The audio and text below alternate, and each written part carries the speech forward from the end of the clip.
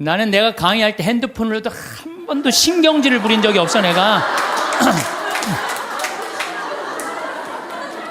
네. 한 번은 여기 내 앞에 강의를 들으러 오신 분이에요. 강의를 들으러 오신 분인데 핸드폰이 울리더라고요. 근데 내가 그날따라 그분이 마음이 딱 너무 예쁘게 생겨갖고, 나도 이쁜 여자한테 약해요. 할머니인데 너무 예쁘게 생겼어. 걱정하지 마시라고. 나도 어떨 때 강의하다 보면 내 바지에서 핸드폰이 울린다고. 걱정하지 마시라고. 근데 그분이 내 책 사인 받으러 사무실에 내려왔는데요, 그분이 내 강의를 듣고 개종을 한 거예요. 예비자 교리를 나가는 거예요. 근데 내가 그 자리에서 혼을 냈으면 대전에서부터 오셨다는데 얼마나 상처를 입었겠어요. 사람이요, 말 한마디에요, 사람을 살리기도 하고 죽이기도 하는 거예요. 근데 그날따라 왠지 위로를 하고 싶더라고. 걱정하지 말라고. 나는 내 강의 때 핸드폰을 한 번도 신경질 안 부려요. 까먹을 수도 있는 거지 뭐 그걸 갖고 신경질을 부려. 나는요, 사실은 이렇게 목욕을 좋아해요. 우리 암 환자들은 뜨거운 게 좋대요. 42도가 넘는 게. 그래서 또 난 또 관절염도 있으니까 목욕 진짜 좋아해요. 난 목욕하면 목욕탕 안에 있는 시간이 많잖아요. 탕 안에 멀쩡하게 있는 게 좀 그렇잖아요. 근데 목욕탕에 있으면서 묵주기도를 항상 해요. 그래서 난 묵주기도를 하면서 참 미안했어요. 빨개 벗고 묵주기도 하는 게 미안했어요. 성모님한테도 미안하고 예수님한테도 미안하고. 근데 내가 이거를 구산성지 신부한테 들으면서요, 우리 성도들은 세수를 하면서도 나는 내 영혼을 씻으니, 육신을 씻으니 당신은 영혼을 씻어. 나 그러면서 그때부터 안 미안했어요. 내가 이 영혼이 깨끗하고. 나 오늘 아침에도 여러분들 강의한다고 목욕했어요. 아침에 고통의 신비 5단에서 오늘 화요일이잖아요. 너무 좋아요. 그냥 마음이 차분한 거예요. 기도를 하면은. 우리 얼마나 좋아요. 얼굴을 씻으면서도 나는 내 육신을 씻으니 당신은 내 영혼의 더러운 것을 없이 하여 주소서. 식사할 때는 사도 바오로처럼 너희들은 먹거나 마시거나 혹은 다른 일을 행하거나 다 하느님의 영광을 위하여 돼. 우리 주 예수 그리스도를 통하여. 여러분 오늘 곤드레 밥 먹으면서 뭐라 그래? 내가 먹거나 마거나 다 누구를 위해서? 하느님의 영광을 위해서. 이야, 웬 곤드레 그냥 막 먹고 그냥 아무 생각 없이. 내가 먹는 이 힘도 다 누구를 위해서 쓰는 거? 하느님의 영광을 위해서 쓴다. 하느님의 영광을 위해서. 야, 나는 우리 선조들 이렇게 사는 모습을 보면서 정말 반성 많이 했어요. 그리고 일할 때 제 본분을 다하여 생활하면 저를 위함이 아니라 하느님을 위하며, 재물을 탐함이 아니며 교만함을 위함이 아니며 쾌락을 도모함이 아니라 겸손과 공로와 순명함을 위하며 땅에서 갚음을 바라지 않고 하늘에서 갚음을 바라나이다. 일을 하면서도 그 잘 때 제 영혼을 주님 손에 드리나이다. 거룩한 죽음을 맞게 하소서. 성도들은 하루 종일 하느님 속에서 살았다는 거예요. 그래서 내가 신학교 때 우리 신학생들이 모여갖고 한번 얘기해. 야, 우리 하루 성호 몇 번 긋냐? 하루 성호를 몇 번, 57번을 긋더라고. 하루 종일. 일어나서 긋죠? 아침밥 먹을 때 4번 긋죠? 그렇잖아요.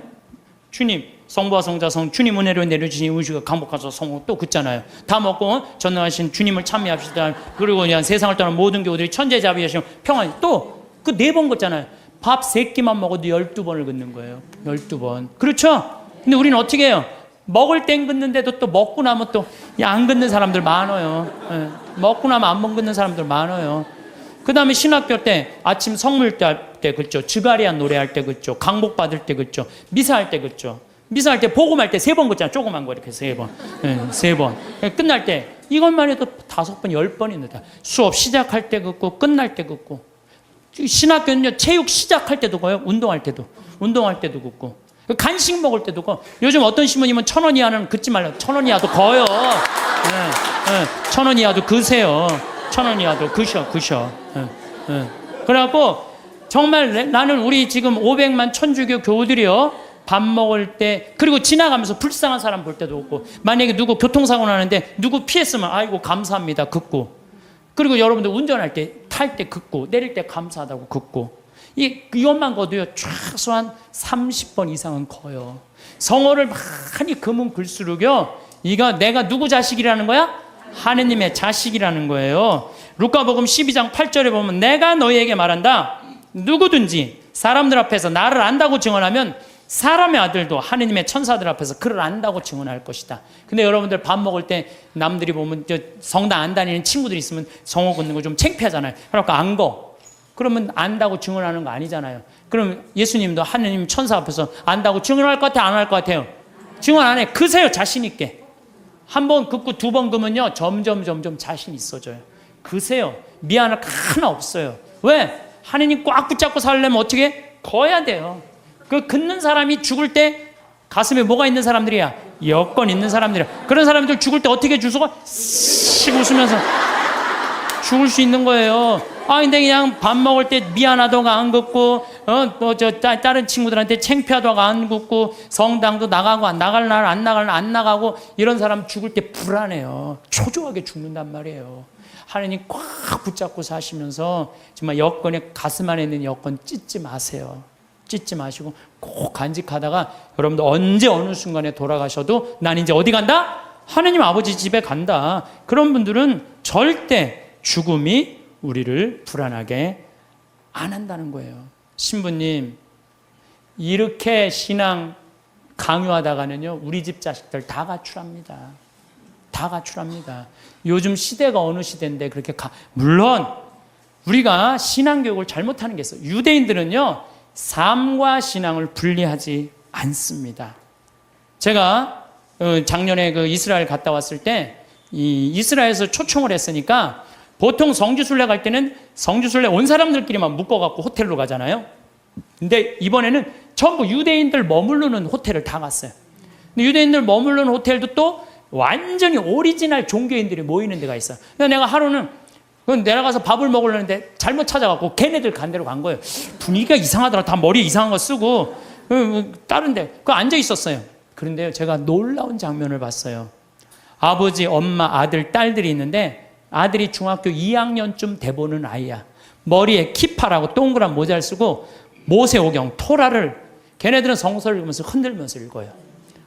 이러고 계속 밤 나오기 전까지 계속 읽는 거예요.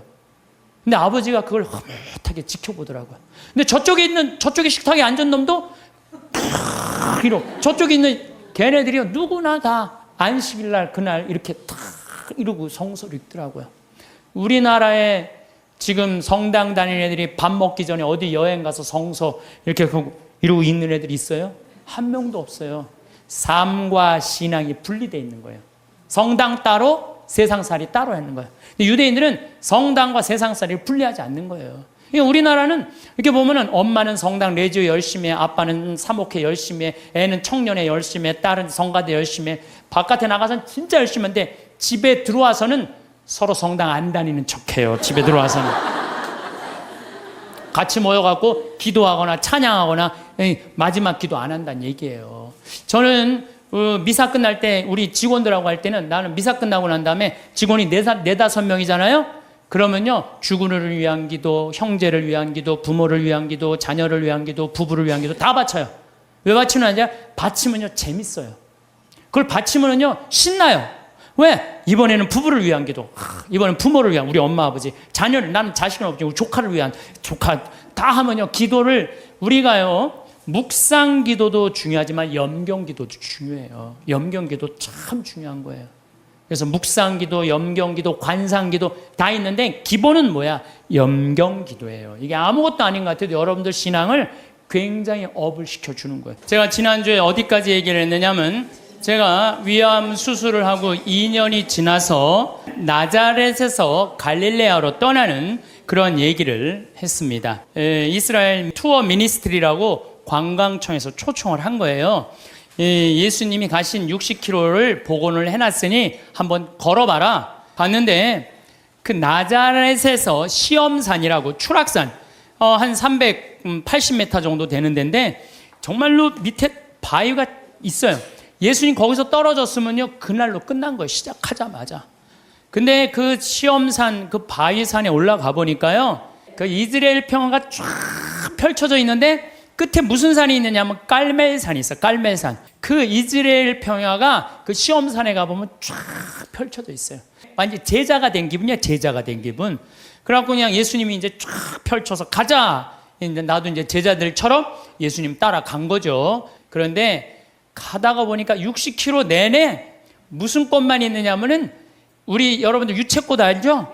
유채꽃 같은 노란 겨자꽃이 65km 내내 길에 못밖에 없어. 겨자꽃밖에 없는 거야. 겨자. 근데 예수님이 본 꽃이라고는 겨자꽃밖에 본 게 없어요. 그러니까 제자들한테 비유로 할 얘기는 못밖에 없어. 겨자 얘기밖에 할 게 없는 거야. 겨자. 그러니까 성서에 뭐라 그래? 겨자 씨는 어떤 씨앗보다도 작지만 자라면 어떤 풀보다도 커져서 나무가 되고 하늘의 새들이 와서 제가 재보니까 3m가 넘어요. 그 유채꽃 같은 게 쫙 새들이 그냥 나하고 목사님하고 들어가 봐갖고 정말로 뭔가 깃드냐 그랬더니 새들이 와갖고 하고요. 성서가요 그냥 전한 얘기가 아니에요. 현장에 있는 그 얘기를 그대로 한 거예요. 그랬더니 뭐라 그래요?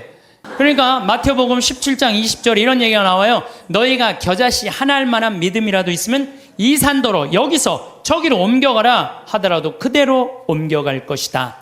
그러니까 예수님이 그냥 본 거라고 못밖에 없어? 겨자꽃밖에 본 게 없냐. 그러니까 비유로 겨자꽃. 예수님이 겨자는 얘기를 괜히 한 게 아니구나. 그래갖고 우리가 또 꽃을 그 열매를 해보니까 씨가 우리 제일 조그만 뭐라 그래? 좁쌀보다도 훨씬, 깨보다도 훨씬 작아요. 근데 이게 자라갖고 3m. 그러니까 제자들이 이해가 돼요, 안 돼요? 이해가 되는 거예요. 2000년 지난 나도 이해가 되더라고요. 또 내가 4월 달에 3월 말서부터 4월 달부터 걷기 시작했는데 아네모네 꽃이 정말 아름다워요. 여러분들 성지순례 예루살렘으로 갈 거 없어요. 가려면 어디로 가야 돼? 갈릴레아로. 갈릴레아는요 북쪽이에요. 북쪽.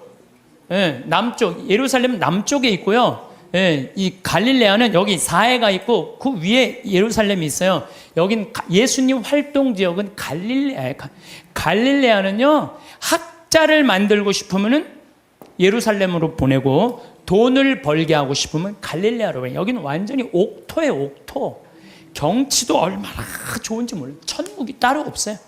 그러니까 여러분들 맨날 성서 그냥 여기서 뒤져봐야 이해 안 돼요. 집에 있는 반지 팔아서 가보셔요. 네. 현장에 가는 게 중요해요. 현장에. 제발 성지순례 좀 가세요. 성지순례도 내가 말하듯이 가슴이 떨릴 때 가야지 다리가 떨릴 때 가면 안 돼요. 아이 참. 아니 여러분들 우리가요 성서 예수님 하느님 나라는요 멀리 있는 게 아니야. 내 현장에 있어. 현장에. 근데 백날 돈 아까워서 거기 예루살렘 갈 거 없어. 갈릴레아만 가면 된다니까. 갈릴레아. 내가 내년 2월 달에 갈릴레아 또 가요. 네. 은혜가 너무 많아요. 왜? 예수님의 그 말씀 밀 얘기도 마찬가지야. 루카복음 6장에 보면 제자들이 안식일에 밀 이삭을 뜯어 먹어야 돼. 손으로 이렇게 비벼 먹었다 그러잖아요. 그래서 나도 밀밭에 들어가고 비벼서 먹어봤어요. 정말로 싱그럽고 맛있더라고요. 그러니까 이래서 제자들이 밀 뜯어 먹다가 혼났구나 이 이방인들한테. 그 다음에 씨 뿌리는 사람 비유 루카복음 8장 11절 길밥, 돌밭, 가시덤불 가보니까 거기 화산 폭발지대가 있더라고요. 그러니까 거기에 보니까 화산 폭발이 있으니까 길밭도 있고 화산재들도 모아갖고 이렇게 길로 이렇게 해놓은 거 있잖아요. 우리 제주도에 가면 돌담길 그거 해놓은 똑같이 해놨어요. 돌담길. 그러니까 예수님이 이렇게 보다니까 이 밀도 길밭에 뿌려지는 거, 돌밭에 뿌려지는 거, 좋은 밭에 뿌려지는 거. 그러니까 예수님이 이렇게 길을 가면서 그 자리에서 다 가르친 거예요. 그 있는 장소를 그대로 보고. 완전히 내가 제자들. 나는 주님과 나는 함께 걸어가며 지나간 이를 속삭입니다. 손을 맞잡고 친구들을 따라 친구가 되어 걸어갑니다. 손을 맞잡고 산과 들을 따라 친구가 되어 걸어갑니다. 이게 아주 성서에 나오는 성가랑 그대로 주님 손을 맞잡고 산과 들을 걸어가는 거야. 참 좋더라고요. 정말로. 그런데 더 기가 막힌 건 예수님은 넓은 길로 안 다니셨어요. 왜 넓은 길로 안 다니면 넓은 길은 로마 사람들이 깔아놓은 거야. 로마가 예수님 탄생 57년에 유대를 정복해요. 예수님 탄생하기 57년 전에 이미 로마 사람들이 유대를 정복해갖고 넓은 길을 깔아놓은 거야. 그러니까 유대인들은 로마 길로 안 다녔어. 다니면 세금을 내야 되고. 예수님은 산골짜기 길만, 좁은 길로만 다녔어요. 그래서 예수님이 넓은 길 알레르기가 있어. 넓은 길 알레르기. 그래서 성서에 보면은요, 그런 얘기도 나와. 마태복음 7장 13절, 14절. 너희는 좁은 문으로 들어가라. 멸망으로 이끄는 문은 넓고 길도 널찍하여 그리로 들어가는 자들이 많다. 생명으로 이끄는 문은 얼마나 좁고 그 길은 또 얼마나 비좁은지, 그리고 찾아드는 이들이 적다. 제자들이랑 산골짜기 길 가면서 제자들한테 한 얘기예요. 좁은 길로 다녀라. 이 길이 바로 구원의 길이다. 그 다음에 또 다볼산에 가보니까요, 정말로 예수님이 다볼산 어떻게 거룩한 변모한 데 아니에요? 그런데 다볼산은요, 나잘에서도 보이고 나인에서도 보이고 30km 떨어진 갈릴레아에서도 보여. 다 보여. 그래서 이름이 다볼산이야. 어쩌면 이름도 그렇게 잘 졌는지 몰라. 아니 2000년 전에 어떻게 이름을 다볼산으로 줬어? 다볼산이 588m예요.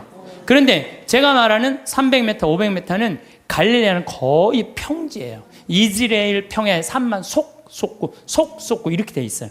다볼산만 딱 뻘쭘하게 서 있더라고요. 맨 꼭대기에 가고 예수님이 거룩한 변모하니까 다 보이는 데가 갖고 거룩한 변모. 그러니까 예수님이 다볼산에서 이렇게 변하셨구나. 참 좋더라고요. 그래갖고 이제 60km를 계속 걷는데, 문제는 내가 그래도 위암 수술한 사람이잖아요. 하루에 10km씩 걷는데 자는데 배가 너무 아픈 거예요. 자는데 계속. 그래서 새벽 4시까지 잠을 못 자는 거예요. 다음날 또 일어나고 또 걷고. 근데 뭐 배 아픈 게 중요한 게 아니야. 걷는데 그냥 너무 좋은 거예요. 목사님이 또 너무 순수하세요. 개신교 제자, 천주교 제자 둘이서 손잡고 가는데 말이 얼마나 잘 통하는지 몰라. 원래 서로 말 안 통하잖아요. 근데 너무 잘 통하는 거예요, 목사님하고. 그런데 이제 어느 정도 도착을 했는데 나자렛이 아래쪽에 있어요. 이렇게 걸어 올라가는 거예요, 북쪽으로. 근데 거의 다 갈릴레아 호수가 막 보이더라고요. 근데 거기에 막달레나라는 지방에를 도착한 거예요. 막달레나라는 지방에 막달레나 많이 어서 듣던 얘기 아니에요? 네. 막달레나 마리아. 그렇죠. 근데 2000년 동안 막달레나라는 지명이 없어졌대요. 그 막달레나라, 성서에는 막달레나가 있었는데 막상 학자들이 찾아가봐도 막달레나가 없는 거야. 그 위에 팔레스타인들이 사는 막달라라는 동네가 사는데 거긴 성서에 나오는 거하고 틀린 거예요. 그런데 한 5년 전에 멕시코의 과달루페 이 수도원에서 갈릴레아 땅을 산 거야. 호숫가 옆에 땅을 사갖고 이제 거기다 피정집을 짓는다고 땅을 파는데 동네가 하나 나온 거예요. 근데 그 동네를 파다 보니까 막달레나라는 지명이 나온 거예요. 그러니까 예수님이 쫙 가다가 여기가 가파르나움이니까 여기 지나갈 수밖에 없거든요. 이 막달레나 가는데 막달레나의 마리아는요, 물론 성서에 막이 들린 여자, 여러 가지 이 얘기가 많이 나오는데, 진짜로는 갈릴레아 호수에서 물고기를 잡으면 이 물고기를 잡아서 염장, 소금에 절여갖고 수출하던 여자예요. 부자예요, 부자. 수산나, 요한나, 헤로드의 그 집사, 쿠차의 아내, 요한나, 수산나들이 막달레나가 예수님을 뒤에서 재정적으로 도왔다고 성서에 나와요. 내가 또 찾아놨지 또. 성서에 나와요. 루카복음 8장 1절에 보면 막달레나 마리아와 헤로드의 집사 쿠자스의 아내 요한나, 수산나가 예수님을 도왔다는 거, 재정적으로. 그러니까 막달레나 여자가 여기서 돈을 많던 여자예요, 마리아가. 그러니까 예수님을 도운 거예요. 그래갖고 우리 또 이제 관광청에서 초청을 했으니까 거기 안 보여주더라고요, 개발을 하는데. 근데 우리는 들여다 보여주더라고요. 그 염장한 다 있는 거 그대로. 그러니까 막달레나 여자 마리아도 그냥 꾸며낸 여자가 아니에요. 끝까지 예수님을 도왔던 여자죠. 요한나, 수산, 초대 성모회원 3명, 초대 성모회원 3명 딱 이 성서 보니까요, 너무 좋더라고요. 그래서 여러분들 현장에 가서 봐야 돼요. 맨날 방에 앉아갖고 예수님이 있는 거야, 없는 거야, 예수님이 온 거야, 안 온, 그 소용없어요. 역사의 현장에 가서 봐야지 살아계신 예수님을 만날 수 있는 거예요. 살아계신. 근데 이제 내가 이제 어디에 도착을 했느냐면은 예수님 산상설교에 도착을 했어요. 산상설교 이제 도착을 해갖고 이제 저 목사님하고 나오고, 아니 목사님 여기서 5천 명도 먹였대는데 그 많은 사람들한테 어떻게 마이크도 없는데 옛날에 그렇게 설교를 해? 뻥 아니냐? 근데 거기가 이렇게 언덕이 돼 있는 거, 이렇게 언덕이. 그래서 목사님하고 나하고 해보자. 그래갖고 100m 정도 떨어져갖고 내가 아래서 목사님 내 말 들려요? 근데 근데 너무 정확하게 들리는 거예요. 이게 언덕에 우리처럼 나무가 많으면요 중간에 말이 막히는데 거기 나무가 없잖아요. 그대로 평지 언덕인데 한마디에 그냥 뻥뻥 다 들리더라고요. 그래서 거기서 예수님이 산상설, 진복, 팔단, 행복 선언한대잖아요. 그 목사님이 거기까지는 좋았는데 갑자기 신부님 우리 기도하자는 거예요. 당황스럽더라고. 신나게 놀다가 무슨 기도야. 기도하자고. 그래서 그럼 하자고. 목사님은 저보다 나이가 좀 많으셨어요. 근데 갑자기 무릎을 꿇더니 목사님이 1분도 안 돼서 통성 기도를 하는 거야.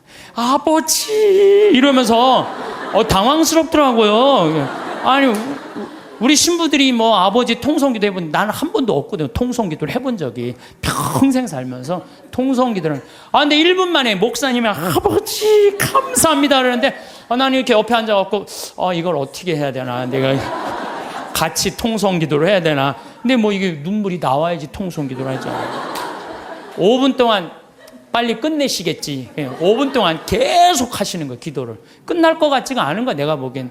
근데 옆에서 너무 애절하게 기도를 하니까요, 나도 이거 열심히 해야 되나 보다 이런 생각이 들어갖고, 목사님은 가슴으로 기도하지만 나는 머리로 기도하잖아요. 그래서 예수님 감사합니다. 내가 수술하고 이렇게 이 당신 길을 걸으니까 너무 행복하다고. 그 나자렛에서부터 다볼산 지나고 가나, 나인 이런 거 지나면서 밀반, 겨자, 그다음에 예수님은 여기 가시관한 그 사과, 그게 그렇게 아프더라고 해보니까. 그런 거 하는데 옆에서는 계속 아버지 그러면 그냥 분위기가 그냥 이상한 거예요. 분위기가. 근데 나도 그렇게 기도를 한 5분 10분 하는데 머리끝부터 뜨거워지기 시작하는 거야. 머리끝부터 막 뜨거워지는데 배가 막 뜨거운 거예요. 그래갖고 이렇게 배가 왜 뜨거우죠? 그리고 한 30분 동안은 계속 그냥 아버지하고 통성 기도, 옆에선 완전히 하느님 왜 그러죠? 이 배가 왜 이렇게 뜨겁죠?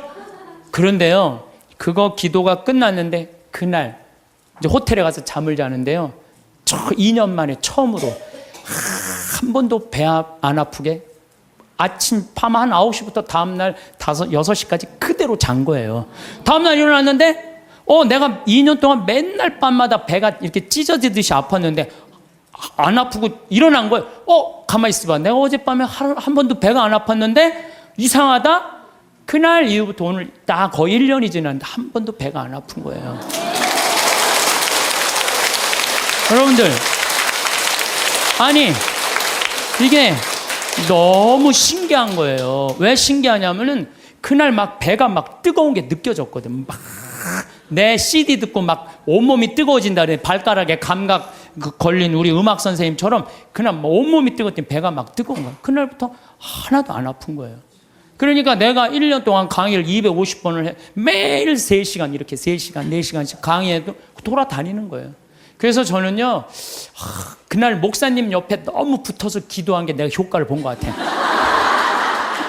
하느님이 쐈는데, 목사님한테 쐈는데 이게 내가 너무 붙어 있어갖고 잘못 맞아갖고 나한테 온 거야, 나한테.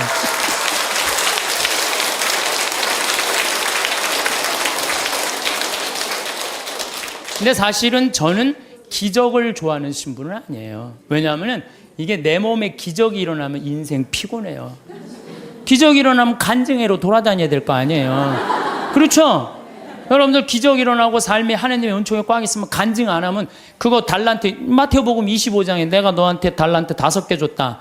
주인님 5개, 10개 만들어 왔습니다. 3개 줬다. 주인님 6개 만들어 왔습니다. 하나 줬는, 나는 주인님이 무서워갖고 땅속에 묻어뒀습니다. 그랬더니 이 게으른 종아, 내가 그럼 이자라도 놔야 될 거 아니냐? 은총을 줬는데 말 안 하고 가만히 있고 살면은 내가 나중에 하나님한테 어떻게. 난 그래서 은총 주지 말라 이거예요.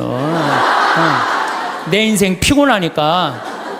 제가 파티마 성모님 그 성지에 가서도, 파티마가 아니라 누르드 가서도 내가 이렇게 침수하잖아요. 내가 성모님한테 기도했어요. 제발 내 몸에 기적 일으키지 말라고. 인생 피곤하니까. 예.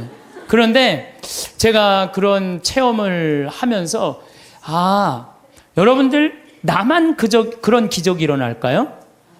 여러분들은 이제까지 여기 계신 한 200여 분 앉아 계신데 여기 하느님 믿으면서 한 번도 하느님 체험 안 하셨어요?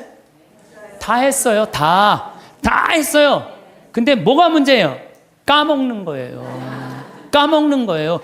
맞아. 하느님이 나 그때 돌보신 거 맞아. 하느님이 돌보셨던 것 같아. 그런데 내가 먹고 살고 내가 마음이 편안하면요, 악마가 와서 살살 꼬셔요. 어쩌다 그렇게 된 거지. 하느님이 돌본 게 아니란다. 너 그렇게 하느님한테 돈 내놓고 시간 내놓고 그럴 필요 없어. 뭐하러 피곤하게 이렇게 희생하고 사니. 그래, 어쩌다 그런 거야. 이래갖고 하느님의 은총을 가볍게 만드는 사람들이 많은 거예요. 신앙은요, 기념이에요. 기념. 신앙은요, 기억이에요. 왜 유대인들이 파스카 축제, 지금으로부터 거의 한 4,000년 전에 벌어진 일을 아직도 기억하고 있어요. 신앙은 기억하는 거예요. 기념하는 거예요. 까먹지 않을 때, 하느님의 은총을 계속 되새길 때, 우리가 2000년 전 예수님이 최후의 만찬때 성체성사 왜 아직도 기억하고 기념할까요? 예수님의 그 현존을 잊어먹지 않기 위해서 매 미사 때마다 재현하는 거예요. 있었다, 이게. 오늘도 일어나고 있는 일이다. 그게 바로 신앙이에요. 그래서 신앙은요, 계속 기억하고 감사하고 찬양하고 기념하는 게 신앙이에요. 그래서 저는 이렇게 1년, 이렇게 이제 수술한 지 3년이 지났어요. 약간 덤핑 증후군이라는 건 있어요. 구운 고기 먹으면은요, 약간 설사도 있고 좀 그래요. 근데 구운 고기만 안 먹고 삶은 고기만 먹으면은 아주 편안해요. 정말로 얼마나 감사한지 몰라요. 옛날에 내가 한 20년 전에 위 내시경 수술 검사 안 했을 땐, 그때 내가 태어났다면 나 벌써 죽었어요. 근데 요즘은 그냥 위 내시경이라고 좀만 있어도 암 다 찾아내잖아요. 그래서 옛날에는 벌써 죽었는데 의술이 발달하니까 안 죽는 거예요. 더욱이 이렇게 은총을 받아서 이렇게 건강하게 회복을 하니까 내가 어떻게 살아야 돼? 감사하면서 사는 거예요. 그래서 사는 게 저는 너무 즐거워요. 저는 여러분들 아까 식사하시고 여기 나가서 이렇게 보시면은 앞에 강 멋있어요, 안 멋있어요? 구름 어때요? 기가 막히죠? 내가 하는 말이 그래요. 내 정원이다. 내 정원에는 물이 항상 이렇게, 물이 흘러도 그냥 물이 흘러, 강물이 흘러잖아요. 정원. 그 앞에 정원은 산이, 구름. 이 생명을 즐길 줄 알면요, 인생이 너무너무 즐거워요. 내가 살아있는 걸 즐길 줄 알고 살아있는 걸 감사하잖아요. 얼마나 행복한지 몰라요. 이게 5억짜리다. 5억짜리. 5억짜리다. 이런 생각을 하면은요, 내가 지금 건강한 거요, 여기 지금 걸어서 버스 타고 오신 분들 너무 감사해요. 나는 지난주에 그 부촌에서 온 몸이 안 좋은 그 남자애 참 잘생겼어요. 그런데 어머니 아버지도 너무너무 참 열심하고, 아버지가 공무원이셨는데 은퇴를 미리 신청을 했대요. 아이들이 둘이 더 건강이 안 좋으니까 내가 이 아이들이 더 중요하다고. 내가 이렇게 보면서 그 아이한테 그랬어. 야, 넌 어쩜 이렇게 얼굴이 부처님 반쪽같이 잘생겼냐? 그랬더니 그 친구가 자기 고개도 못 가누는 가누는 아이가 이런 말을 하더라고. 신부님, 내가 얼굴은 좀 된다고. 여러분들, 휠체어를 타고 아버지가 고개를 못 가눠갖고 뒤에다 목을 대주고 있는데 그 상태에서도 농담을 하고, 내 강론을 들으면서 엄마 아빠한테 맨날 가르친대요. 신부님이 그렇게 하면 안 된다고 그러지 않았느냐. 그러면서 그 기쁨이 있는 아이를 보면서 제가, 우리 직원들이요, 너무너무 감동받았다는 거예요. 근데 건강한 우리가 매일 짜증 부리고 신경질 부리고 까먹고 하느님 은총 이렇게 주시는 저 빈님이 오시는 것도, 어쨌든 정화상 성인은 상제상서라는 게 뭐라냐면 제상에게 올린다. 제발 우리 천주교 신자 박해하지 말아라. 그러고 쓴 거래, 감옥에서. 그러니까 이렇게 우주 만물이 다 만들어 놓은 이가 있는데 그 만들어 놓은 이 세간살이를 쓸면서 우리가 하느님을 찬양하는데 왜 우리를 죽이냐 이거예요. 여러분들 집안에 부모 세간살이 있으면서 효도하는 거 당연한 거 아니냐? 당연하다. 이 세상 살면서 하느님한테, 이게 우리 부로 무군무부라고 그러잖아요. 임금도 없고 아버지도 없고. 우리 천주교 부로 옛날 그랬어요. 임금도 섬기지 않고 아버지 제사도 안 지낸다고 그래서 무군무부라고 그랬어요. 근데 뭐가 묵은 부부냐? 하느님 아버지 찬양하는 게. 그래서 성인은 이런 글을 써요. 오간에서 지쳐서 죽는다는 거, 하느님 믿는다는 이유로. 지금 우리 성인들은 오간에서 지쳐서 죽었어요. 여러분들 최경환 프란치스코 성인 알죠? 수리산에. 네? 근데 그 최양업 신부 아버지, 최양업 신부 아버님 최경환 프란치스코 성인이야. 엄마가 이성래 마리아예요. 이성래 마리아인데 이 이성래 마리아가 남편하고 같이 감옥에 가요. 근데 이 집이 최양업 토마 신부님이 제일 장남이야. 근데 밑으로 아들이 5이 있었어. 15, 12, 9, 6, 3살짜리. 근데 감옥에 형이 신학교 갔다니까 애들은 옛날에 감옥에 가둘 수가 없었어요. 근데 다 감옥에 넣어버린 거예요. 그래 애들은 감옥에 안 가니까 감옥에 가도 뭐 먹을 거라도 주먹밥이라도 주는데 애들 건 안 나오는 거예요. 그러니까 엄마가 자기 걸 나눠서 5을 먹이니 젖이 나와요. 3살짜리가 감옥에서 죽어요. 그러니까 오간에서 지쳐 죽는 거, 오간에서 지쳐 죽는 거예요. 그러니까 이 이성래 마리아가 실신을 해요. 막내가 죽으니까. 그걸 가만히 보니까 내 자식도 다 죽이게 생긴 거야. 그래서 배교를 해요. 아들이 신학생인데도 배교를, 나 하느님 안 믿는다고. 그래갖고 내 자식을 데리고 나와요. 데리고 나오는데 미치겠는 거야. 남편은 순교를 했지. 아들은 신학교 신부님 된다고 마커로 유학을 갔지. 자기가 배교라는 게 너무 괴로운 거야. 그래갖고 애들이 구걸하러 나간 사이에 다시 감옥에 가요. 나 하느님 다시 믿는다고. 그러니까 이 네 자식이 3살짜리는 죽고 이제 6살서부터 동냥을 하면서 동냥을 해갖고 엄마 먹을 걸 갖다 주는 거예요. 오간에서는 지쳐서 죽고 피눈물이 도랑을 이루었다는 거야. 우리 순교 성인들은요, 하느님 취미로 안 믿었어요. 하느님 어떻게 믿었어? 목숨을 걸고. 하느님 어떻게? 꽉 잡고 살았어요. 하느님. 요즘 우리 현대인들처럼 그냥 설렁설렁 나가고 싶으면 나가고 안 나가고 싶으면 안 나가고 이렇게 믿지 않았다는 거예요. 그러니까 성인이 이런 얘기를 해요. 통곡하는 소리 하늘까지 부풀어 올라 아비는 자식을, 형은 아우를 부르미 막다른 대로 쫓긴 사람이 몸돌이킬 데가 없습니다. 이게 무슨 얘기냐면 정화상 성인도 마찬가지야. 아버지 정약종 아우스틴 1801년에 순교하세요. 아버지가 초대 명도회 회장, 지금 명동 성당의 교우들 회장이었어요. 근데 정철상 가롤로 아들 1801년에 아버지하고 아들하고 같이 죽어요. 그러니까 여기서 무슨 얘기 나와? 아비는 자식을 부른다 이거. 내 아버지 아들 부르고 죽었다 이거예요. 형은 아우 정철상 가롤 동생이 정화상 성이잖아요. 동생 죽었다는 거예요. 더욱이 유소사 채칠리아 정정의 엘리사벳, 그러니까 정화상 성인은 5이 다 죽은 거야. 아버지 정약종, 정철상 가롤로, 유소사 채첼레, 정정 엘리사벳, 정화상 바오로스 5 다 죽은 거야. 하느님 믿는다는 이유 하나로. 그런데 유소사 채칠리아는요 230대를 맞아요. 매를. 곤장을 여러분들 맞는다는 게 뭔지 알아요? 곤장? 이 최하원이라고 영화 감독이 있어요. 1981년에 순교전 찍은 영화 감독이 있는데 이분이 한 얘기예요. 그때 엑스트라 하루 일당이 5,000원이었대요. 근데 도대체 곤장을 맞으면 얼마나 고통스러운지 하루에 2만 원을 걸고 엑스트라 중에 지원자를 찾았대요. 하루 종일 나오면은 5천 원인데 한 대 맞으면 2만 원인데 한 4대만 맞으면 한 달 뭐 일주일 거 되잖아요. 그러니까 한 사람이 내가 맞겠다고 나섰대요. 그래갖고 물을 뿌리고 그 똑같은 곤장 이거를 한 대를 딱 때리니까 이만큼 살이 부풀러 오르더래요. 2대를 때리니까 피가 터지더래요. 2대 이상을 못 때렸대요. 이런 곤장을 72살 먹은 유소사 채칠리아가 230대를 맞은 거예요. 그러니까 옛날에 메뚜기에 맞아 죽는다는 얘기 있죠? 그러니까 죽은 거예요. 구데기가 끓고. 이 구데기 끓는 건 김대건 신부님 많이 맞아갖고 구데기 끓는다고 그러잖아요. 8월 달에 잡혀갖고 9월 달에 순교했으니까 그 더운에 두드리면 구데기. 썩는 거죠. 그러니까 우리 순교 성인들은 하느님 믿는다는 이유로 다 죽은 거 다 죽은 거예요. 예. 근데 우리는 어때요? 우리는 그냥 하느님 취미로 믿는 그런 경향이 너무 많아요. 하느님 정말로 제대로 믿으려면은요, 비가 오나 눈이 오나 바람이 부나 더우나 추우나, 내가 휴가를 갔어도 정말 하느님 열심히 믿는 사람 어떻게 해?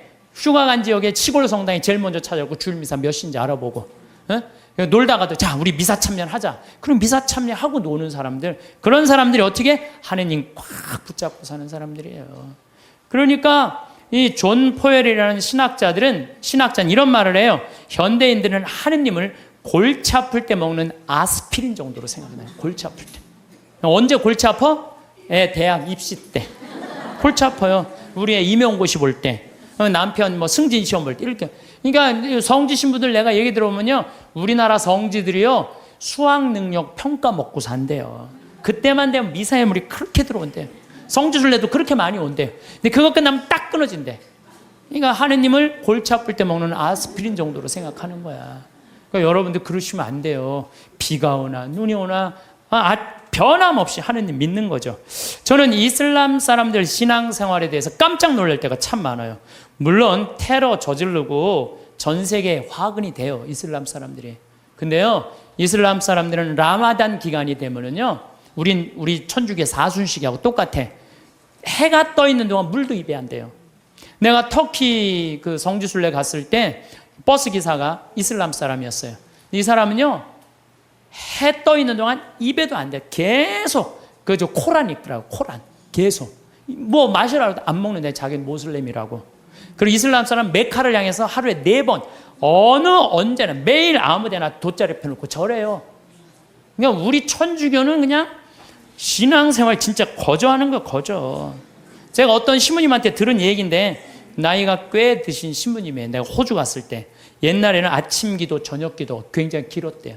조가 만과, 찰만자 써갖고 만과, 아침 조가 만과. 그런데 이 신부님이 조가가 학교가 20km 떨어져갖고 늦게 일어나갖고 아침 기도를 못 바치고 그냥 학교를 가면요, 아버지가 밭에 나갔다 와서 엄마한테 물어본대요. 우리 아들 조가 바쳤느냐고. 이놈이 늦게 일어나고 그냥 갔다고. 그러면 아버지가 쫓아온대요. 아들 이름 부르면서, 아들아 기선아 기다려라. 그러고 아들 붙잡는데, 너 조가 바쳤느냐고. 안 바쳤다면 바치라고. 그 자리에 서서 그 조가를 다 바치고 갔대요.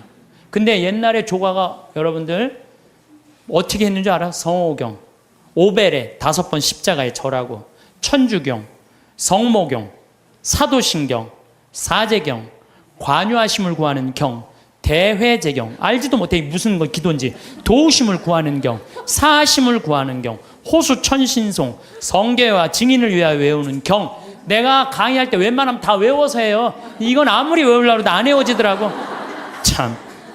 그 다음에 야수 성명도움. 옛날엔 예수님을 야수라고 그래서 야수. 예수 성심 호칭기도. 성모를 찬송하는 경, 천주 10개, 성교 사규, 봉헌경. 이게 아침 기도였대. 요즘 아추기도 봉기도 아침 기도잖아요. 이것도 우리는 안 하잖아요. 근데 옛날에 이걸 다 아침에 일어나서 했다는 거예요.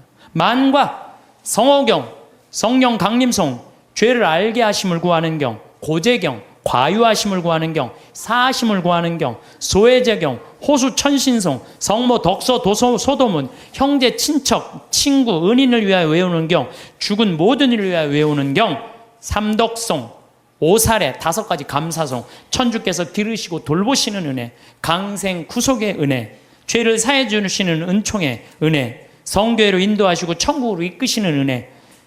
이걸 외우고 잤다는 거예요. 옛날에 조가 망과. 요즘은 신앙생활 해는 건지 아닌 건지 모를 때 너무 많죠.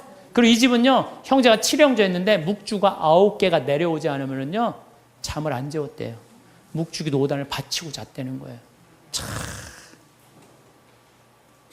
근데 내가 이걸 어디 가서 강의를 하니까요, 안양 중앙성당에 가서 강의를 하니까 한 50분 된 정말 이 아주 참하고 예쁜 자매가 와서, 신부님 그 오빠가 우리 오빠예요 그러더라고요.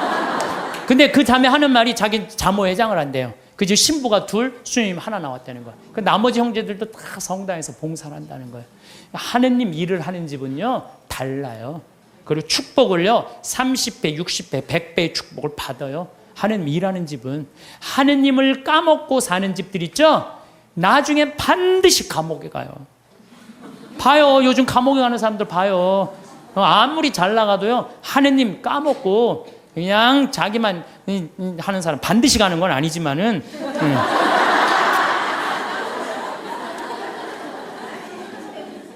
요즘처럼 성당 가려면 가고 말려면 말라는 식의 신앙교육이 아니었다는 우리 선조들은. 특히 여기 있는 엄마 아빠들, 자녀들 중고등학교 올라가면, 엄마 나 요즘 학원 다녀야 돼갖고 토요일 날 너무 바빠, 나 성당 가는 거 힘들어. 그러면은요, 이 엄마는 그래 학원 대학이 더 중요하지, 자기가 교황님도 아닌데 그래 너 중고등학교 때 내 사면해줄게 이라고 그냥 모른 척해요. 신앙이 어디로 밀려나는 건 두 번째로 밀려나는 거예요. 첫 번째는 대학이니까. 그래갖고 그냥 애가 중고등학교 떠나면요, 영원히 떠나는 거예요. 하느님 이제 모르고 그냥 사는 거예요. 그 다음에 아무리 성당 나오라고 해도요, 성당 안 나와요.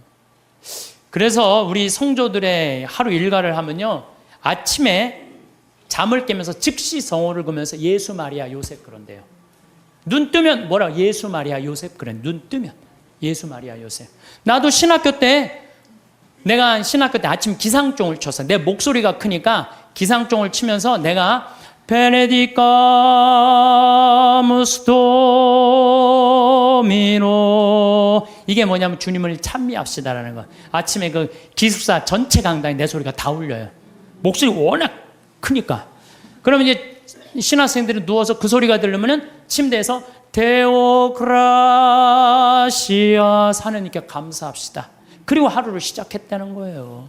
그리고 우리 성도들은 예수 마리아 요셉 이렇게 하면서 기도가 제 마음을 주님께 드리며 구하오니 주님은 오늘 제 마음을 받아 오늘 내 마음을 받아 하루를 온전히 받아 누려 쓰시라는 거예요. 모든 세상 만물이 제 마음을 어지럽히기를 허락지 마소서. 눈 뜨자마자 하느님 생각하면서 예수 마리아 요셉 그러면서, 그리고 일어나면서 십자가에 5번 절했다는 거예요. 옛날에 부모님한테 일어나자마자 아침 문안 인사 드리듯이 십자가에 5번 절했다는 거죠. 옷을 입으면서도 하느님 예전에 저를 벗기소서, 그리고 저를 새 사람으로 입히소서, 곧 저에게 예수님의 거룩한 마음을 입히소서. 옷을 입으면서도 뭐 해달라는 거야? 예수님으로 입혀달라는 거야. 옷을 입으면서도 더욱이 세수하면서 더 기가 막혀. 하느님 저는 제 육신을 씻으니 청컨대 주님은 제 영혼을 씻으시고 제 마음을 깨끗하게 하시고 제 영혼에 더러운 것을 없이 하시고. 씻으면서도 나는 육신을 씻으니 하느님은 뭘 씻어달라는 거야? 내 영혼을 씻어달라. 오늘 아침 창가에 앉아 따뜻한 차 한 잔을 마시며 창밖을 바라보았습니다. 햇살이 커튼 사이로 스며들어 마룻바닥에 금빛 무늬를 그려내고 있었고 어디선가 들려오는 새소리가 고요한 아침을 깨우고 있었습니다. 이런 평범한 순간들이 얼마나 소중한지를 깨닫게 된 것은 언제부터였을까요? 젊은 시절에는 늘 무언가를 향해 달려가느라 바빴습니다. 더 높은 곳을 오르고 더 많은 것을 이루고 더 빨리 목표에 도달하려고 애썼지요.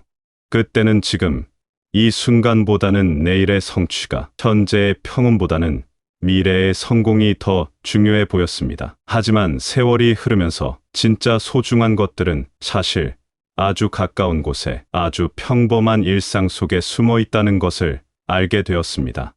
부엌에서 요리를 하며 김이 모락모락 피어오르는 냄비를 바라볼 때 그 따뜻한 김 속에서도 감사할 일을 발견합니다. 오늘도 가족과 함께 식사를 나눌 수 있다는 것, 건강한 몸으로 음식을 만들 수 있다는 것, 이 모든 것이 당연한 듯 보이지만 사실은 매일매일 새롭게 주어지는 선물이라는 생각이 듭니다. 쌀 한 알, 물 한 방울도 누군가의 수고와 자연의 은혜 없이는 우리 식탁에 오를 수 없는 것들이니까요. 산책을 나가면 또 다른 작은 기적들을 만납니다. 길가에 피어난 이름 모를 꽃들, 바람에 살랑거리는 나무잎들, 골목 어귀에서 만나는 이웃의 따뜻한 인사까지, 이런 것들이 어떻게 이렇게 완벽한 조화를 이루며 우리 앞에 펼쳐질 수 있는지 신기하기만 합니다. 아이들이 뛰어노는 소리, 개들이 꼬리를 흔들며 주인을 따르는 모습, 벤치에 앉아 신문을 읽는 할아버지의 평화로운 뒷모습까지, 모든 것이 하나의 큰 그림을 완성하는 소중한 조각들 같습니다. 밤이 되어 잠자리에 들기 전 하루를 돌아보는 시간을 가집니다. 별것 아닌 하루였다고 생각할 수도 있지만 자세히 들여다보면 참으로 많은 은혜로 가득했음을 깨닫게 됩니다. 가족들의 안부 전화, 마트에서 만난 친구와의 반가운 대화, 버스에서 자리를 양보해준 젊은이의 배려, 집에 돌아와 맞이하는 평온한 저녁 시간까지, 이 모든 것들이 우연히 일어난 일이 아니라 어떤 큰 사랑의 손길이 우리 일상을 보살피고 있다는 증거처럼 느껴집니다. 때로는 몸이 아프거나 마음이 무거울 때도 있습니다. 그럴 때면 감사할 일을 찾기가 쉽지 않지요. 하지만 그런 순간에도 우리 곁에는 변함없는 것들이 있습니다. 창밖으로 보이는 하늘, 따뜻한 이불 속의 안온함, 걱정해주는 가족들의 마음, 그리고 내일은 분명 더 나아질 것이라는 희망까지 어려운 시간조차 우리를 더 깊이 있는 사람으로 만들어주는 소중한 경험이 될 수 있다는 것을 알게 됩니다. 이렇게 살아가다 보니 신앙이라는 것이 거창한 어떤 의식이나 특별한 날에만 필요한 것이 아니라는 생각이 듭니다. 매일 아침 눈을 뜨는 것부터 밤에 평안히 잠들 수 있는 것까지 우리 삶의 모든 순간이 감사와 경외심으로 가득한 신성한 시간들입니다. 특별히 종교적인 행위를 하지 않더라도 일상의 작은 순간들에서 더 큰 존재의 사랑을 느끼고 감사하는 마음을 갖는 것, 그것이야말로 가장 자연스럽고 진실한 신앙의 모습이 아닐까 싶습니다. 그래서 오늘도 작은 것들에 마음을 기울입니다. 아침 햇살의 따스함에, 가족의 웃음소리에, 이웃의 안부 인사에, 그리고 또 하루를 무사히 보낼 수 있음에 깊은 감사를 드립니다. 이런 마음으로 하루하루를 살아간다면 우리의 평범한 일상이 얼마나 기적 같은 선물들로 가득한지를 더욱 분명하게 느낄 수 있을 것입니다. 책상 서랍 깊숙한 곳에서 오래된 사진 한 장을 발견했습니다. 빛바랜 흑백 사진 속에는 젊은 시절의 모습이 담겨 있었고 그때의 기억들이 물밀듯이 되살아났습니다. 그 순간 시간이라는 것이 단순히 흘러가는 것이 아니라 우리 안에 차곡차곡 쌓여서 지혜가 되고 힘이 된다는 것을 새삼 깨달았습니다. 살아오면서 겪었던 수많은 일들을 떠올려 봅니다. 어떤 기억들은 달콤하고 따뜻해서 생각만 해도 미소가 지어지고 또 어떤 기억들은 아직도 가슴 한편을 아리게 만듭니다. 하지만 놀라운 것은 그 모든 기억들이 심지어 힘들었던 순간들까지도 지금의 나를 만든 소중한 재료가 되었다는 사실입니다. 마치 요리를 할 때 단맛, 쓴맛, 짠맛이 어우러져야 깊은 맛이 나는 것처럼 우리 인생의 다양한 경험들이 모여 지금의 깊이 있는 삶을 만들어낸 것 같습니다. 젊었을 때는 실패를 두려워했습니다. 넘어지면 안 된다고 생각했고 모든 일이 계획대로 되어야 한다고 믿었습니다. 하지만 돌이켜보니 가장 큰 성장은 넘어졌을 때 일어났고 가장 소중한 깨달음은 계획이 어긋났을 때 얻었습니다. 그때는 왜 이런 일이 일어나는지 이해할 수 없었지만 지금 생각해보면 그 모든 것들이 나를 더 지혜롭고 따뜻한 사람으로 만들어준 귀한 경험들이었습니다. 특히 부모님을 떠올릴 때면 가슴이 뭉클해집니다. 그분들이 살아계실 때는 당연하게 여겼던 많은 것들이 지금은 얼마나 소중했는지 깨닫게 됩니다. 어머니가 새벽같이 일어나 준비해 주신 아침밥, 아버지가 늦은 밤까지 일하시던 뒷모습, 걱정스러운 눈빛으로 자식들을 바라보시던 그 사랑의 시선들. 그때는 미처 알지 못했던 그 깊은 사랑이 지금도 제 마음속에서 따뜻한 빛이 되어 저를 비춰주고 있습니다. 친구들과의 추억도 소중한 보물입니다. 함께 웃고 울었던 시간들, 서로의 고민을 나누며 밤새 이야기했던 날들, 때로는 다투기도 했지만 금세 화해하며 더 깊은 우정을 쌓아갔던 순간들. 지금은 각자의 길을 걸어가며 자주 만나지는 못하지만 그 시절의 진실한 마음이 아직도 서로를 이어주는 소중한 끈이 되고 있습니다. 나이가 들수록 새로운 친구를 사귀기는 어려워지지만 오랜 시간을 함께한 친구들의 소중함은 더욱 깊어집니다. 일터에서의 기억들도 빼놓을 수 없습니다. 처음 사회에 나갔을 때의 떨림과 설렘, 동료들과 함께 프로젝트를 성공시켰을 때의 기쁨, 때로는 힘들고 지쳤던 순간들까지 그 모든 경험들이 모여 일에 대한 자부심과 사람들과 함께 살아가는 방법을 배우게 해주었습니다. 후배들에게 전해줄 수 있는 지혜도 그런 경험들에서 나온 것이지요. 자녀들을 키우며 겪었던 일들을 생각하면 또 다른 감회가 밀려옵니다. 처음 아이를 품에 안았을 때의 벅찬 감동, 첫걸음을 뗄 때의 기쁨, 아플 때의 걱정과 불안, 성장하는 모습을 보며 느꼈던 뿌듯함과 때로는 서운함까지 부모가 된다는 것이 얼마나 큰 책임이면서 동시에 큰 축복인지를 온몸으로 배웠습니다. 그리고 그 과정에서 나 자신도 함께 성장했다는 것을 깨닫습니다. 이렇게 지나온 시간들을 되돌아보다 보면 그 모든 순간순간이 우연이 아니었다는 생각이 듭니다. 기쁜 일과 슬픈 일, 성공과 실패, 만남과 이별, 모든 것이 지금의 나를 만들기 위한 필요한 과정이었던 것 같습니다. 마치 누군가가 나의 인생을 세심하게 설계해 주신 것처럼 각각의 경험들이 딱 필요한 때에 딱 필요한 만큼 주어진 것 같다는 생각이 듭니다. 그래서 지금은 과거를 후회하기보다는 감사하는 마음으로 바라봅니다. 잘못된 선택이라고 생각했던 일들도, 힘들어서 견디기 어려웠던 시간들도 모두가 지금의 지혜와 평온을 만들어준 소중한 밑거름이었다는 것을 알기 때문입니다. 이런 마음으로 과거를 바라보니 앞으로 다가올 시간들도 분명 새로운 은혜와 깨달음을 가져다 줄 것이라는 희망이 생깁니다. 기억한다는 것은 단순히 과거에 머무르는 것이 아닙니다. 지나온 시간들 속에서 발견한 사랑과 지혜를 오늘의 삶에 녹여내는 것, 그리고 그 경험들을 바탕으로 더 깊이 있고 의미 있는 내일을 만들어가는 것입니다. 이런 기억의 힘이 있기에 우리는 나이가 들어도 계속 성장할 수 있고 더 풍성한 삶을 살아갈 수 있는 것이 아닐까 싶습니다. 이 인생을 살다 보면 예상치 못한 폭풍우를 만나게 됩니다. 갑작스러운 병, 사랑하는 사람과의 이별, 경제적 어려움, 자녀들의 문제 등 우리를 흔들어 놓는 일들이 찾아오지요. 그럴 때마다 왜 하필 나에게 이런 일이 일어나는지, 도대체 언제까지 이 어둠이 계속될지 막막해집니다. 하지만 그런 시간들을 겪으며 깨달은 것이 있습니다. 진짜 중요한 것은 어려움이 오지 않게 하는 것이 아니라 어려움 속에서도 꺾이지 않는 마음을 키우는 것이라는 점입니다. 몇 년 전 건강에 큰 문제가 생겼을 때를 떠올려 봅니다. 갑자기 찾아온 질병 앞에서 모든 것이 무너지는 것 같았습니다. 그동안 당연하게 여겼던 일상들, 아침에 일어나 커피를 마시고 산책을 하고 가족과 식사를 하는 소소한 일들이 얼마나 소중한 것인지 그때서야 절실히 깨달았습니다. 처음에는 분노와 절망에 휩싸였지만 시간이 지나면서 이 시련이 오히려 삶의 진정한 가치를 다시 발견하게 해주는 기회가 되었습니다.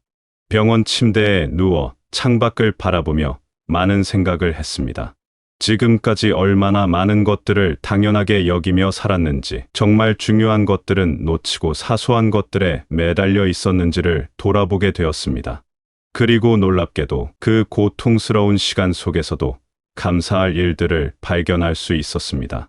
밤새 돌봐주는 간병인의 따뜻한 손길, 걱정스러운 마음으로 매일 찾아오는 가족들, 멀리서도 안부를 묻는 친구들의 전화까지, 아픈 몸이지만 여전히 사랑받고 있다는 사실 자체가 큰 위로가 되었습니다. 경제적으로 어려웠던 시기도 있었습니다. 그때는 매일매일이 전쟁 같았습니다. 어떻게 생계를 꾸려나갈지, 아이들 교육비는 어떻게 마련할지, 앞으로의 계획들은 모두 어떻게 될지 걱정이 끝이 없었습니다. 잠들기 전에도, 잠에서 깨어날 때도 머릿속은 온통 걱정으로 가득했습니다. 하지만 그런 어려운 시간을 견디며 배운 것이 있습니다. 진정으로 필요한 것과 그냥 있으면 좋은 것을 구분하는 지혜, 그리고 물질적인 풍요보다 소중한 것들이 우리 삶에 얼마나 많은지를 깨닫는 눈이었습니다. 가장 힘들었던 것은 사랑하는 가족을 떠나보내야 했던 때입니다. 오랫동안 함께 살며 서로의 버팀목이 되어주던 사람이 갑자기 곁을 떠나간다는 것이 얼마나 큰 충격인지 경험해보지 않은 사람은 알기 어려울 것입니다. 세상이 온통 회색빛으로 보이고 아무것도 의미 없게 느껴지는 시간들이 계속되었습니다. 웃음을 잃고 음식 맛도 모르고 밤잠을 설치며 보낸 날들이 얼마나 많았는지 모릅니다. 하지만 그 깊은 슬픔 속에서도 놀라운 일들이 일어났습니다. 예상치 못한 곳에서 위로가 찾아왔고 낯선 사람들의 따뜻한 배려를 받기도 했습니다. 무엇보다 떠난 사람이 남겨준 사랑의 기억들이 슬픔보다 더 크다는 것을 깨달았습니다. 그분이 살아있을 때 보여주었던 사랑의 모습들, 함께 나누었던 대화들, 서로를 향한 배려와 관심들이 모두 제 마음속에 살아있어서 지금도 저를 따뜻하게 감싸주고 있습니다. 자녀들 때문에 마음고생을 했던 시절도 있었습니다. 아이들이 방황할 때, 잘못된 길로 빠져들 때 부모로서 무엇을 해야 할지 막막했습니다. 밤새 기다리며 걱정했던 날들, 화가 나서 소리를 지르고 나서 후회했던 순간들, 어떻게 하면 아이들에게 올바른 길을 보여줄 수 있을지 고민했던 시간들.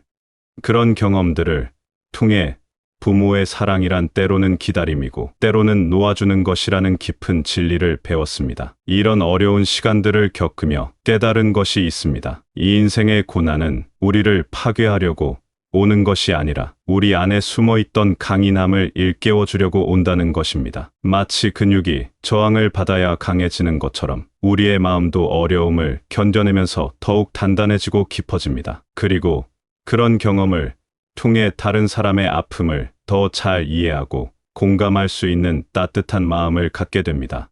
무엇보다 중요한 것은 혼자가 아니라는 사실입니다. 아무리 어려운 상황에서도 우리 곁에는 보이지 않는 사랑의 손길들이 있습니다.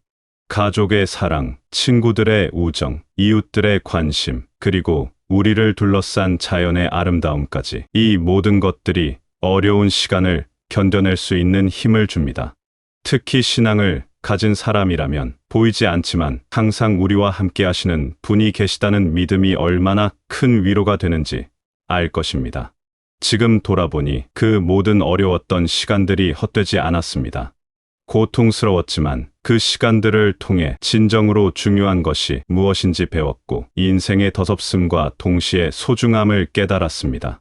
그리고 무엇보다 어떤 상황에서도 희망을 잃지 않는 마음, 감사할 줄 아는 마음을 기를 수 있었습니다. 이런 마음이 있기에 앞으로 어떤 어려움이 와도 다시 일어설 수 있다는 자신감을 갖게 되었습니다. 나이가 들수록 깨닫게 되는 것이 있습니다. 신앙이란 특별한 날에만 필요한 것이 아니라 매일매일의 평범한 일상 속에서 자연스럽게 스며들어야 하는 삶의 방식이라는 것입니다. 젊었을 때는 종교적인 의식이나 특별한 기도 시간에만 하늘을 우러러보곤 했는데 이제는 아침에 눈을 뜨는 순간부터 밤에 잠들 때까지 모든 순간이 감사와 경외의 시간이 되었습니다. 부엌에서 아침 준비를 하면서도 마음속으로 감사 인사를 드립니다. 오늘도 건강한 몸으로 가족을 위해 음식을 준비할 수 있음에 깨끗한 물이 콸콸 나오는 수도꼭지에 싱싱한 채소들을 살 수 있는 여건에 고맙다는 마음이 저절로 우러납니다. 칼로 양파를 썰다가 눈물이 나면 이것마저도 자연이 우리에게 주는 선물의 일부라는 생각에 웃음이 나기도 합니다. 이런 소소한 순간들 하나하나가 모두 일상 속 기도가 되고 명상이 됩니다. 시장을 보러 나가는 길에도 여러 가지를 생각합니다. 길가에 심어진 가로수들, 하늘을 나는 새들, 바쁘게 오가는 사람들의 모습까지 이 모든 것들이 어떤 큰 계획 속에서 조화롭게 움직이고 있다는 생각이 듭니다. 시장에서 만나는 상인들의 환한 웃음, 신선한 과일을 고르며 나누는 짧은 대화들도 모두 우리 삶을 풍성하게 만드는 소중한 만남들입니다. 이런 일상의 관계들 속에서도 서로에 대한 배려와 사랑을 실천할 수 있다는 것, 그 자체가 신앙의 실천이라는 생각이 듭니다. 손자, 손녀들이 놀러 오는 날이면 더욱 특별한 감회가 밀려옵니다. 아이들의 순수한 웃음소리, 호기심 가득한 질문들, 할머니, 할아버지를 향한 순진한 사랑 표현들을 보고 있으면 이것이야말로 하늘이 우리에게 주신 가장 큰 선물이라는 생각이 듭니다. 아이들과 함께 놀이를 하고 옛날 이야기를 들려주고 맛있는 간식을 만들어주는 모든 순간이 거룩한 시간처럼 느껴집니다. 그 순간만큼은 세상의 모든 근심과 걱정이 사라지고 순수한 기쁨만이 남습니다.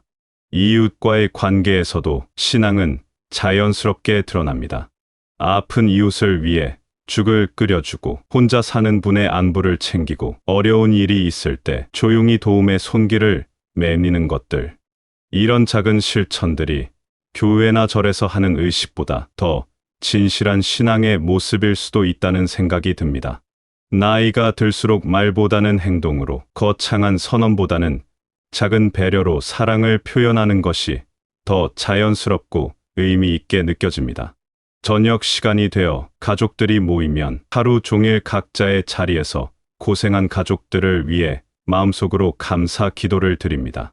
모두가 건강하게 하루를 마치고 함께 저녁 식탁에 앉을 수 있다는 것, 서로의 하루 이야기를 나누며 웃고 떠들 수 있다는 것, 이런 평범해 보이는 일상이 사실은 얼마나 큰 축복인지를 새삼 깨닫게 됩니다.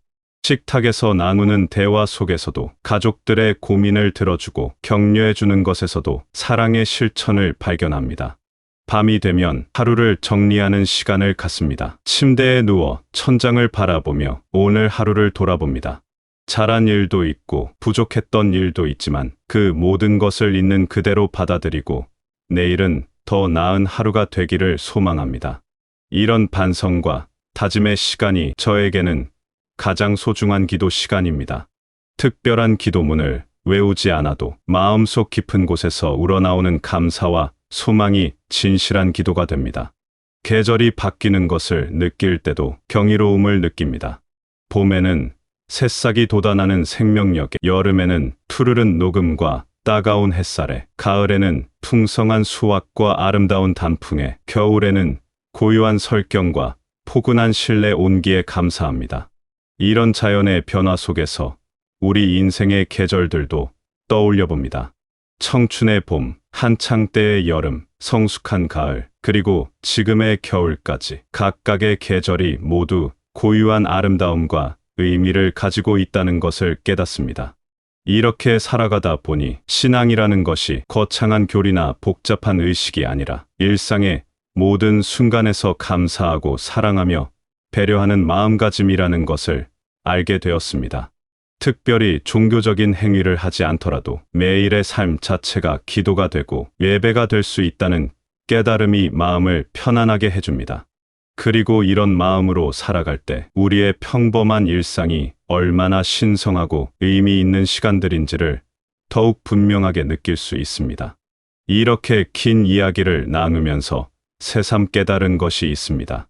우리 모두는 각자 다른 길을 걸어왔지만 결국 비슷한 마음으로 살아가고 있다는 것입니다. 기쁨과 슬픔, 희망과 좌절, 사랑과 이별을 경험하며 조금씩 성숙해져 온 우리들의 이야기는 서로 다르면서도 놀랍도록 닮아 있습니다. 지금까지 살아오면서 참 많은 일들이 있었습니다. 때로는 높은 산을 오르는 것처럼 힘들었고, 때로는 잔잔한 호수처럼 평온했으며, 때로는 급한 물살을 헤쳐나가듯 숨가빴던 순간들도 있었습니다. 하지만 돌이켜보면 그 모든 순간들이 우리를 지금의 모습으로 만들어준 소중한 시간들이었습니다. 무엇보다 감사한 것은 이 모든 여정을 혼자 걸어온 것이 아니라는 사실입니다. 가족이 있었고, 친구들이 있었고, 때로는 낯선 사람들의 따뜻한 손길도 있었습니다. 그리고 보이지 않지만 항상 우리와 함께 하시는 분의 사랑도 느낄 수 있었습니다. 이런 사랑들이 있었기에 어려운 시간도 견뎌낼 수 있었고, 기쁜 시간은 더욱 풍성하게 누릴 수 있었습니다. 이제 우리에게는 살아온 만큼의 지혜가 쌓여 있습니다. 젊은 세대들이 겪고 있는 고민들을 따뜻한 시선으로 바라보고, 때로는 조용한 조언을 해줄 수 있는 마음의 여유가 생겼습니다. 그리고 앞으로 남은 시간들을 더욱 의미 있게, 더욱 감사하게 살아갈 수 있는 힘도 얻었습니다. 나이가 든다는 것은 끝이 아니라 새로운 시작입니다. 지금까지의 경험들을 바탕으로 더 깊이 있고 풍성한 삶을 살아갈 수 있는 시간이 우리 앞에 펼쳐져 있습니다. 매일 아침 눈을 뜰 때마다 새로운 하루가 선물처럼 주어지고, 그 하루하루 속에서 작은 기적들을 발견할 수 있는 눈이 우리에게는 있습니다. 오늘도 우리는 각자의 자리에서 최선을 다해 살아가고 있습니다. 때로는 몸이 예전 같지 않아 힘들기도 하고, 때로는 세상의 빠른 변화에 당황스럽기도 하지만, 그래도 우리에게는 무엇과도 바꿀 수 없는 소중한 것들이 있습니다. 지혜로운 마음, 감사할 줄 아는 마음, 사랑할 줄 아는 마음이 바로 그것입니다. 이런 마음으로 하루하루를 살아간다면 우리의 남은 시간들이 얼마나 아름답고 의미 있을지 상상해 보십시오. 작은 것에서 큰 기쁨을 찾고 평범한 일상에서 특별한 감사를 발견하며 어려운 순간에도 희망을 잃지 않는 삶. 그런 삶이야말로 진정으로 축복받은 인생이 아닐까 싶습니다.